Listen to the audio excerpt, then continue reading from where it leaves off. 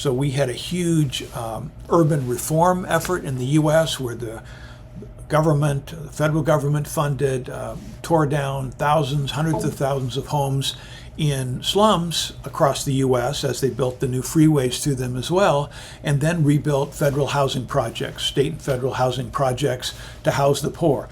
Critics say that disrupted the dynamic systems that these poor areas had. Jane Jacobs writes about this in her classic book, The Life and Death of Great American Cities. And of course, the areas that were torn down by the interstate highways and the urban renewals were all minority neighborhoods. iPencil is the story that no one knows how to make a pencil. Instead, we rely on distributed information and markets to make pencils and everything else. It's a pamphlet you can find online. So in I did some posts on economic thinking on housing, and there's interesting stories. Here's a story about a 10-story apartment complex built in a single day in China by a private company. They had built the units in modular in a factory. They transported them and they assembled them like pieces of Lego. And by the time it was done, you had an upscale, very nice apartment complex built in a day. The foundation was set and the utilities were all there, but everything was prefab, so it wasn't built on site. It was built in a factory. We build a lot of things in factories. It's a faster way to build a lot of things. If you want low-cost housing, you build it in a factory and you assemble it on site. The way they do that in this example in China, it's not legal. In Canada, it's not legal in the United States. Certainly not in Europe.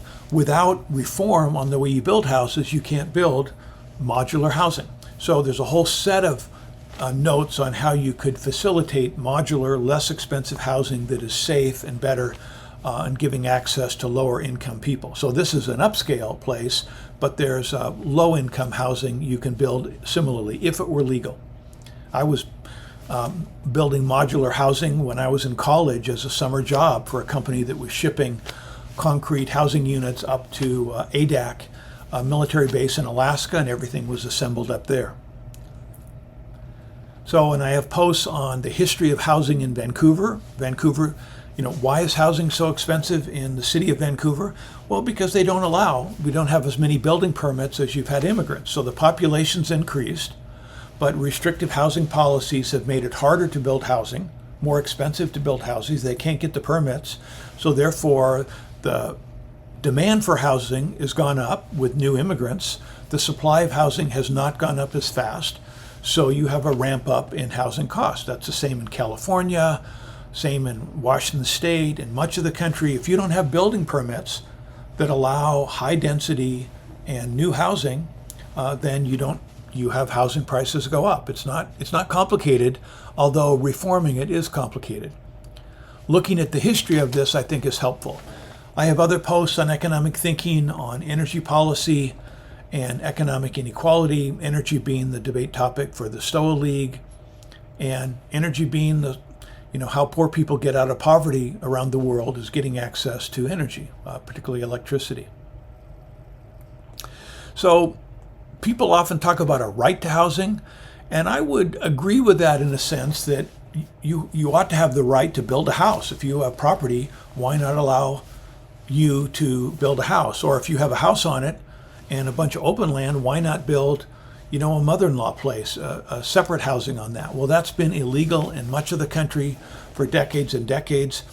Here, I think you can learn a lot from the past.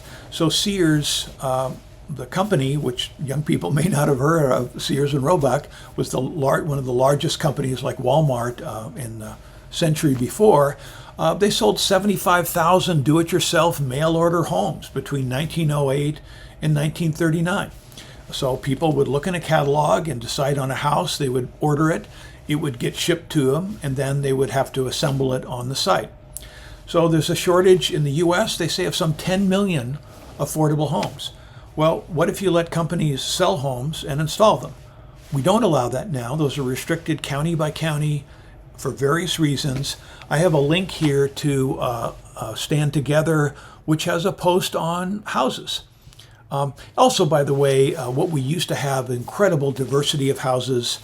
I mentioned when I was attending the University of Washington, I lived in an old house. There were 7 of us renting single rooms there. It was a small room.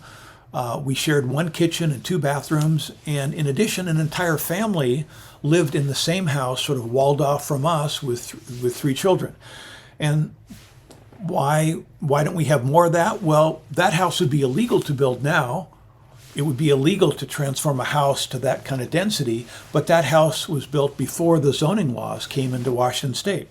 So we have the anomaly now that high housing density and low-cost housing is only available for the wealthy and the children of the wealthy and the future wealthy, which are the people going to universities. So the University of Washington, the students are in dorms where they're densely packed.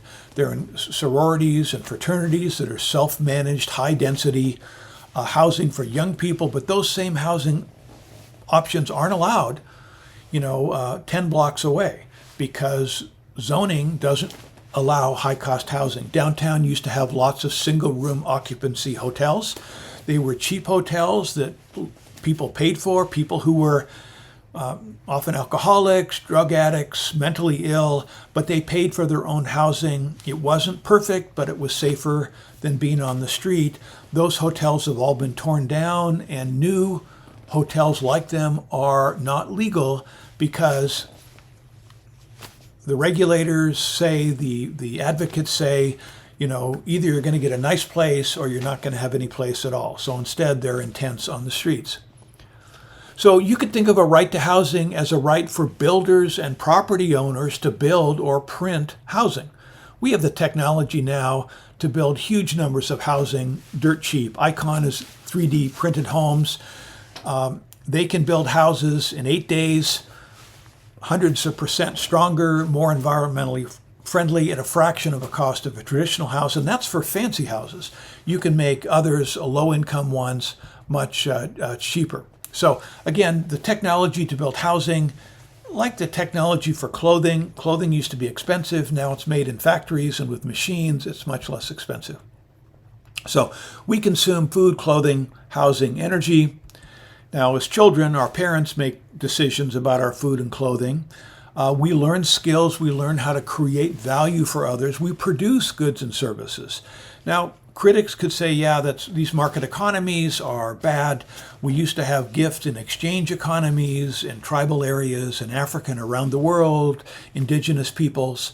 Okay, we still have a lot of gifts and exchange and market economies, but how the economy organizes is, if you look around the world, we don't trade goods and services of equal value. We have commerce, trade creates wealth. We want trade. Money serves to facilitate exchange as well as to store value as well as a unit of account.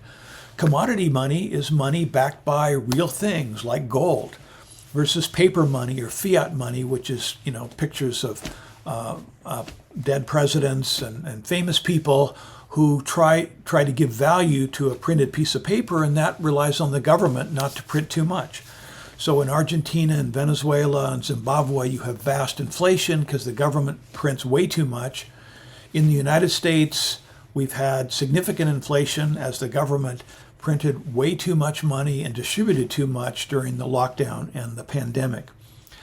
Other kinds of commodity money, I'm doing a research paper on food as commodity money.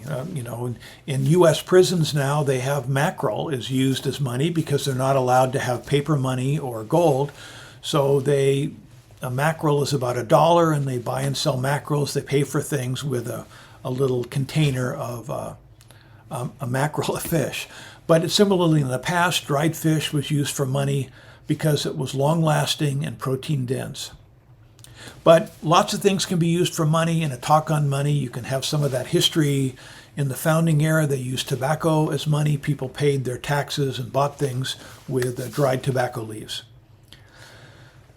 So in the economy, the core economic unit is the family, then the community, wider scope of exchange among family members, communities, between communities, and economic freedom. We often talk about the freedom to produce what you want, the freedom to own property and raise crops in it, to sell those crops.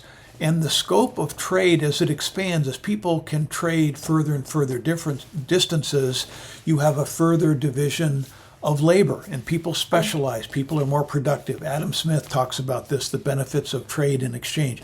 This is relevant because in the current status quo, the current administration and is restricting trade with China. Ex-President Trump, running for office, says he's going to put a big tariff on imports from Mexico if they're Chinese cars. They're going to reduce trade, arguing that that saves jobs in the U.S. and helps us, and that other people are subsidizing their stuff, so shouldn't we subsidize ours? But the debate over free trade versus protectionism has been going on for centuries. I recommend videos to students. This is from the Free to Choose network, and it's a documentary on globalization and international trade featuring Hernando de Soto, a Swiss and Peruvian economist. And you can follow the link to see the other documentaries. There's one in India, India Wakes.